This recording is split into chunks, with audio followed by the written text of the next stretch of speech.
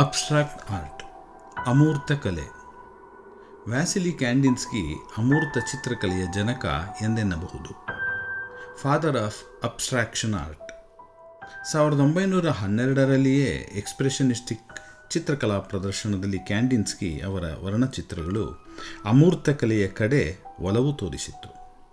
ಯುರೋಪಿನಲ್ಲಿ ಈ ಒಂದು ಅಮೂರ್ತ ಕಲೆ 1940ರ ನಂತರದಲ್ಲಿ ಬಹಳ ಗಂಭೀರವಾದ ಅಬ್ಸ್ಟ್ರಾಕ್ಟ್ ಕೃತಿಗಳು ರಚಿತವಾದವು. ಪ್ರಪಂಚದ ಮಹಾಯುದ್ಧದ ನಂತರದ ಪರಿಣಾಮಗಳು ಮಾನವನ ಬದುಕಿನ ಮೇಲೆ ಗಾಢ ಪರಿಣಾಮವನ್ನು ಉಂಟು ಮಾಡಿದವು.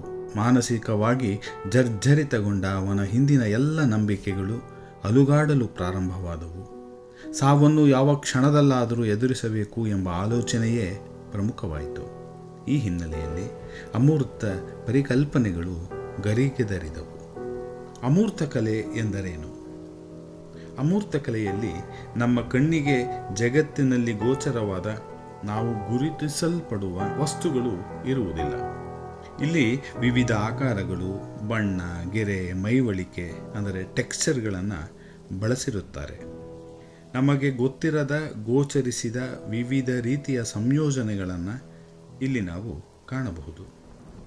ಇಲ್ಲಿ ಕಲಾವಿದರು ಜಗತ್ತೇ ಅಮೂರ್ತವೆನ್ನುತ್ತಾರೆ. ನಮಗೆ ತಿಳಿದಿರುವುದಕ್ಕಿಂತ ತಿಳಿಯದಿರುವುದೇ ಹೆಚ್ಚು. ಜೀವ ಸೃಷ್ಟಿಯು ಆಕಸ್ಮಿಕ, ಆದರೆ ಸಾವು ನಿಶ್ಚಿತ. ಇದರ ನಡುವಿನ ಬದುಕು, ಅದರ ಘಟನೆ, ತಿರುವು, ಆಗುಹೋಗುಗಳು ಯಾವುದೂ ನಮ್ಮ ಹಿಡಿತದಲ್ಲಿರುವುದಿಲ್ಲ. ನಾವು ಭೂಮಿಗೆ ಬರುವ ಮುನ್ನ ಎಲ್ಲಿದ್ದೆವು? ಆಕಾಶದಲ್ಲಿನ ಗ್ರಹ ನಕ್ಷತ್ರಗಳ ಅರ್ಥವೇನು? ಅದಾವುದು ನಮಗೆ ಗೊತ್ತಿರದ, ಬಿಡಿಸಲಾಗದ ಒಗಟು. ಈ ಕಾರಣಗಳಿಂದ ಇವೆಲ್ಲವೂ ಅಮೂರ್ತ. ನಾನು ಅರಿವಿಗೆ ಬಾರದಿರುವುದನ್ನೇ ಚಿತ್ರಕಲೆಯಲ್ಲಿ ಅಭಿವ್ಯಕ್ತಿಸಬೇಕು. ಹೀಗಾಗಿ ಗೊಂದಲ, ಗೋಜಲು, ಅಮೂರ್ತದ ಪರಿಕಲ್ಪನೆ ಇವೆಲ್ಲವೂ ಈ ಕಲೆಯಲ್ಲಿ ಅಭಿವ್ಯಕ್ತವಾಯಿತು. ಇದು ನಮ್ಮ ಬದುಕಿನ ನಿಜ ಚಿತ್ರ. ಆಕಸ್ಮಿಕ ಘಟನೆಗಳ ಸರಮಾಲೆಯೇ ಬದುಕು. ಅಮೂರ್ತ ಚಿತ್ರಕಾರರು ವಾಸ್ತವಿಕತೆಯನ್ನು ಭ್ರಮೆ ಎನ್ನುತ್ತಾರೆ.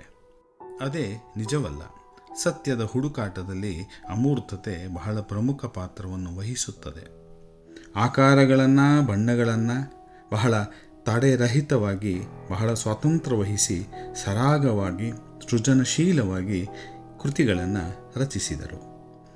ಈ ಮೂಲಕ ಬಣ್ಣ, ಸ್ಥಳಾವಕಾಶ, ವಿವಿಧ ವರ್ಣಗಳ ಛಾಯೆಗಳು, ಅದರ ಅಧ್ಯಯನ, ಹೊರಗಿನ ಜಗತ್ತಿನ ನೆನಪುಗಳನ್ನು ಹೋಲಿಸದೆ ಒಳ ಜಗತ್ತಿನ ಆತಂಕ, ಭಯ, ನೆಮ್ಮದಿ, ಆಧ್ಯಾತ್ಮಿಕತೆ, ಆಕ್ರೋಶದ ಭಾವಗಳು ಅಮೂರ್ತ ಚಿತ್ರಗಳಲ್ಲಿ ಬಿಂಬಿತವಾದವು.